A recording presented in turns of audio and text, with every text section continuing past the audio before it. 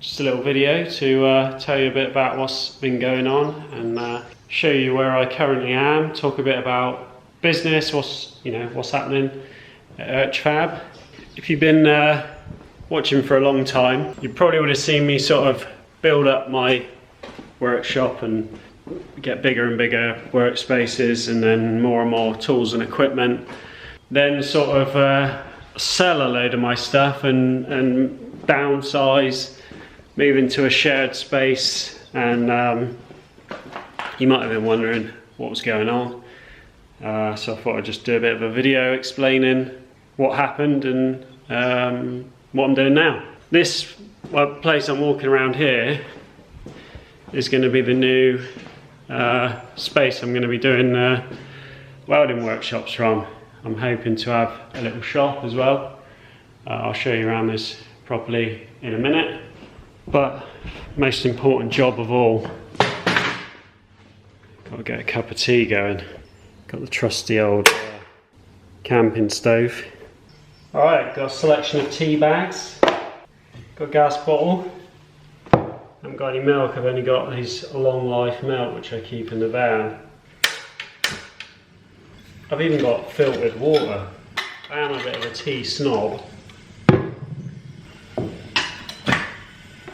Right, so long story long, when I started off Urchfab in 2012, I had this like picture of what I, the workshop that I wanted to have, and what everything I would have in there and what it would look like. And I got to the point where I had achieved that. I had this big workshop full of equipment, everything I needed to build anything that I ever wanted. And I remember going in there thinking, like, this is exactly what I pictured when I dreamt this up. And then pretty quickly, what was like a creative space that I wanted to be in, and this thing that I was like, was like an achievement, became like a real burden and felt like I didn't want to be in there. I had an engineering company next door to me that I did subcontract work for, and it was just a super easy setup. Took away all the stresses of running a business, just doing work for them. And I've always struggled with business. I'm not a businessman.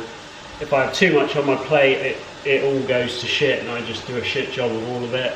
I can be really productive and efficient if I'm just left to what I've got to do, and I've got just a few things. Once it's like you're being tugged at from lots of different directions, yeah, it just goes downhill for me.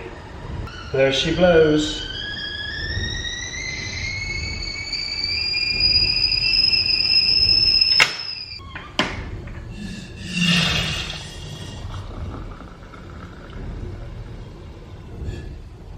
Don't ever put the milk in before the water.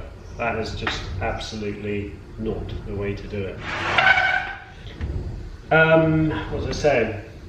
I've really looked at, studied the people I know that are good at business to see what is it about you that makes you good at this, and it's the ability to just juggle loads of things at the same time and not get overwhelmed.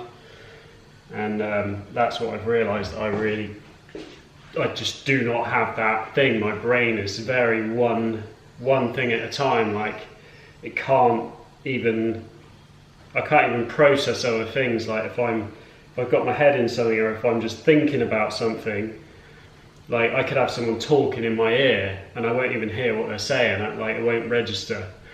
And that's the skill they've got that I've noticed, is just that everything's almost staying at the top of the pile, whereas I just don't work like that. So I've just, I've come to accept that I'm not ever going to be an entrepreneur like everyone wants to be.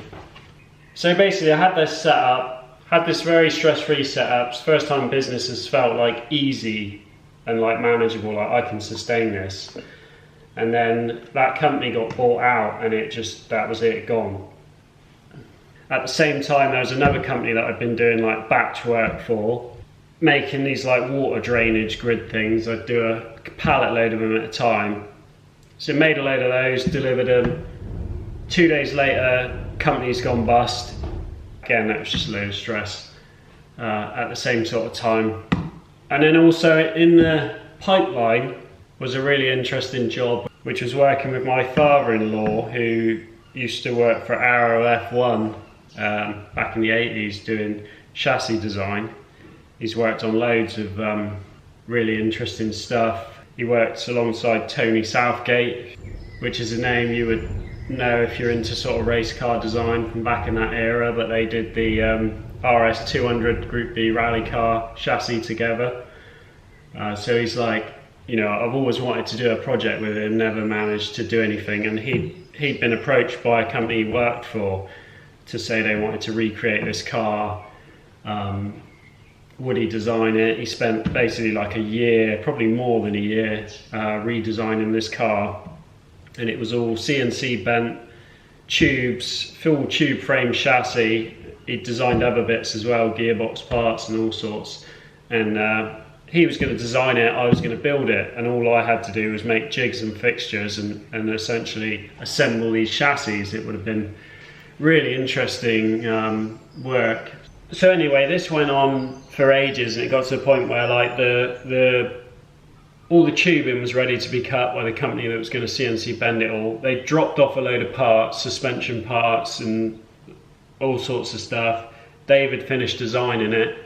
We were ready to go. We were like, we just need like payments. It was going to be done in stage payments, because they were going to build 3 of these cars, 3 of one type of this car, and then 3 of a slightly different alteration of it. And we were like, yeah, we just need the first payment. And then it kept getting put off and put off. And then it was just complete radio silence, and like, yeah, went to just nothing, no communication whatsoever. David spent God knows how long designing this chassis, never been paid a penny for any of it. I think the deal was that he was going to get to keep one of the cars when they were finished or something, but obviously he got nothing for all the work he'd done. I hadn't done anything, I was just looking forward to doing it. But for Dave, it's yeah, obviously not good. And at that point, I was just like really over it and just struggling to find any motivation for that kind of stuff anymore.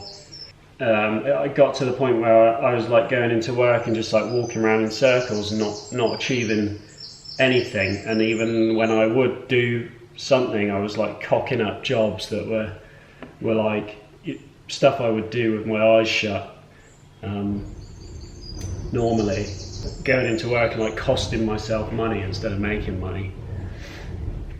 And then an opportunity come up to like go into business with someone, and I thought, you know what, maybe it's a sign. This is like a new road, a new avenue to go down. Like, this obviously ain't going well for me at the minute, so yeah, I'll do it. I had so much stuff, all this tools, all these equipment, and I was like, I just need to get rid of all of this stuff so that I can move in a new direction. So I started getting rid of stuff, and every time I got rid of something, sold something, I felt a little bit lighter and I felt a little bit better. So the unit next door to where I was came up for rent, and this business that I'd started with someone else was going to rent that unit because it had a big office in it, and the business was going to pay the rent on it. I could still have like the bit of it for my cars and stuff, and essentially I'd have cheap rent to keep my cars, do my stuff that I want to do, and like the business would run out the other side of it with the office and everything. So I handed in my notice on that unit, just getting rid of stuff, more and more stuff, whittling it all down so I had as little as possible, and sold stuff that now looking back I really wish I hadn't sold, gave stuff away, threw stuff away. I had a guy come in that does like garage clearances with a long wheelbase Sprinter van, and just filled the thing up. It was like dragging on the floor when he drove out. And at the time, you know, I was so grateful to like have all that stuff gone. And now I'm looking back thinking like, what was I thinking? That was just where I was with it all, and I was like, you know, I got to just focus on this new business thing. And I've always lived by the saying, if you want something done, do it yourself. And any time I've ever gone into like doing any business or work with other people, that's always been like reconfirmed to me, that is the way. So I'd moved into this other unit, which was going to be being paid for by this business. That all fell through. Then I ended up paying the rent on this other place, which was even more rent than what I was paying before. I was like, right, I've got to make this place, I've got to do something with this place now and make it work. So I started doing the welding classes. That really went well initially. I had this huge burst of people wanting to do it, and then it sort of died off. But I think just like mentally, I was just not, I felt like I just needed to get out of that whole place. I just couldn't make it work at that point in time. If I could go back now, obviously I think I could have, but. So an opportunity come up to rent where I am currently, like a shared space. I just have a corner, really cheap. And I was like, it will give me the opportunity to like reset and like think about what I want to do. It's cheap enough to where it's not like a real burden every month. So moved in there, which is where I've been for the past year. A few months ago, the rent got put up there. I got an email from this place that owns this, where I'd been on a waiting list for years, like 5 years or something. They said a unit's come up for rent. Do you want to come and have a look? And I had a look and just straight away felt like, you know, when you just walk into somewhere and you feel like this is somewhere I can see myself being, and like I want to focus on doing the classes more. I could only do them on a Sunday at where I was before because it was just so noisy. It's basically in the middle of like a body shop. I want to have a little shop where I can sell welders and welding consumables and stuff like that. And also it's in a town, it's in Axminster, so it's more accessible. So yeah, I just want to create a space that people want to come and visit. It's got everything here. You come and learn to weld, get the things you need for welding, and try and just build that side of my business. So that's the plan. I'll show you around the workshop. So you'll walk up around the side here. It's basically half of this building, whole building. Roller shutter door is going in here. That's the only entrance at the minute. Obviously you ain't gonna get a car through there. That's the roller shutter door there, waiting to be installed. This is like the, you know, entrance part, if you like. Stairs up there, little balcony.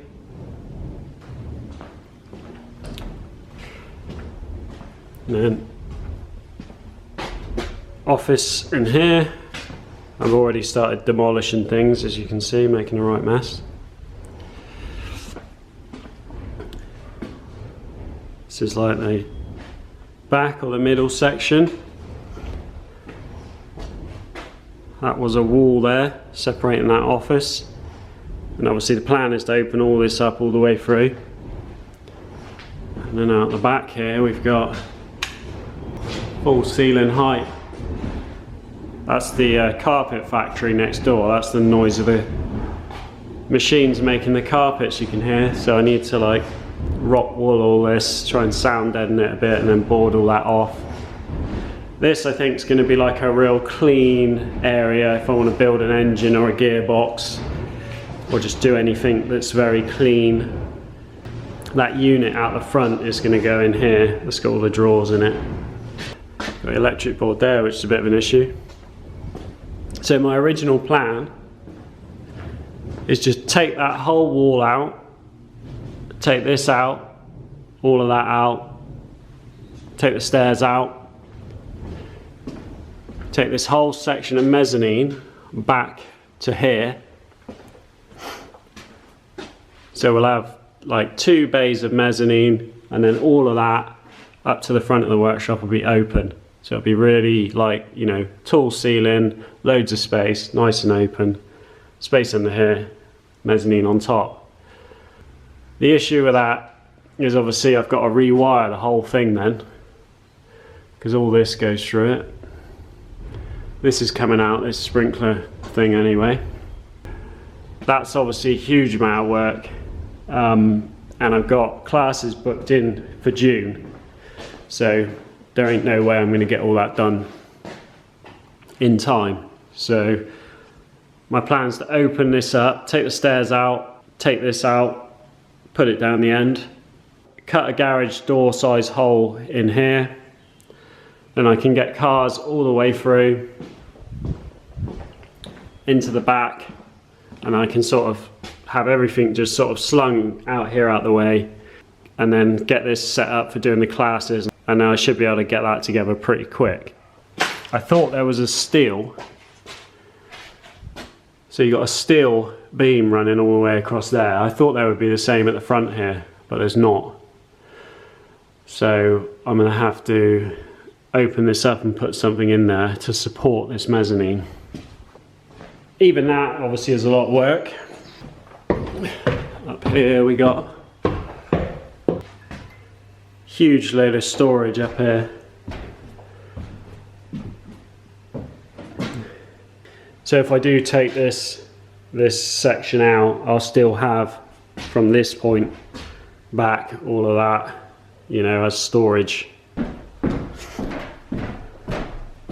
Got a little peephole down to my engine room. Could put a fireman's pole down there. So yeah, I really like the space. Got this along here as well. So I got lots of place to put stuff. So I'll keep you updated. For now, I'm just continuing to try and smash my way through this wall. And yeah, currently taking bookings for weekday welding classes again from June. So yeah, if you want to come here and learn to weld, drop me an email. Check out the website, urchfab.com. If you need a welding machine, give me a shout. I can get some really good deals on all sorts of stuff. So get in touch if that's something you need. That's going to be it for this one. Cheers for watching. See you on the next one.